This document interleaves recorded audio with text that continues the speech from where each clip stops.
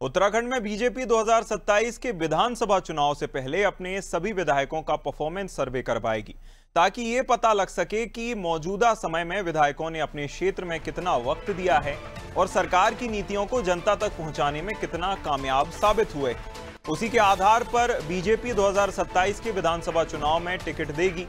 जहां उत्तराखंड विधानसभा चुनाव में केवल 1 साल का वक्त बचा है, दिसंबर 2026 से टिकटों का आवंटन शुरू हो जाएगा। जहां ऐसे में पार्टी अगले साल की शुरुआत से ही इस सर्वे को शुरू कर देगी, ताकि ये पता लगाया जा सके कि पिछले 4 सालों में विधायकों ने अपने क्षेत्र में किस तरह के कार्य किए। जो विधायक पार्टी के सर्वे पर खरे उतरेंगे उसी को पार्टी टिकट देगी, यानी कि साफ कहा जा सकता है कि पार्टी 2027 के चुनाव में जिताऊ कैंडिडेट्स पर ही दांव लगाएगी। ज्यादा जानकारी के लिए हमारे साथ चर्चा के लिए सोनू सिंह सहयोगी जुड़ गए हैं। सोनू, देखिए, विधायकों का परफॉर्मेंस अब फीडबैक लिया जाएगा, क्या क्राइटेरिया रहने वाला है परफॉर्मेंस को लेकर, और अगर क्राइटेरिया में फिट नहीं बैठते हैं तो क्या एक्शन? सोनू। और देखिए अभिनय, चूंकि पार्टी स्तर पर आगामी चुनाव की रणनीति बनाने की प्रक्रिया शुरू हो चुकी है, लिहाजा ऐसे में जो सत्ताधारी पार्टी के तमाम विधायक हैं तो उनकी परफॉर्मेंस आखिर क्या है, जनता में उनका जनाधार कितना मजबूत है, उन्होंने कौन कौन से विकास के कार्य को प्राथमिक तौर पर किया है, वो अपने विधानसभा क्षेत्र में कितना समय दे रहे हैं, ये तमाम ऐसे पहलू हैं जिन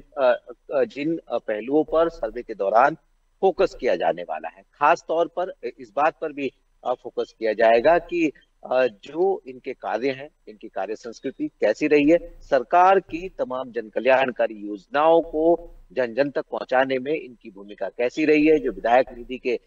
जो तहत फंड दिया जाता है उसका आवंटन जो है किस लिहाज से किया गया है। तो ये तमाम ऐसे पहलू हैं जिनके आधार पर एक सर्वे कराया जाएगा और पार्टी चुनाव से पहले परफॉर्मेंस सर्वे जो कराएगी, इस रिपोर्ट के आधार पर टिकट आवंटन की प्रक्रिया शुरू होगी। चूंकि विधायकों की परफॉर्मेंस का सर्वे होगा, लिहाजा ऐसे में इस रिपोर्ट के आधार पर यह तय किया जाएगा कि वास्तव में किस क्षेत्र के विधानसभा क्षेत्र के विधायक को दोबारा से टिकट देना, रिपीट करना और किनका आखिर पत्ता साफ करना है। ये तमाम ऐसे पहलू हैं जो इस सर्वे से जुड़े हुए हैं। अब ये देखना होगा कि रिपोर्ट आखिर कब तक तैयार हो जाएगी, क्योंकि साल 2027 में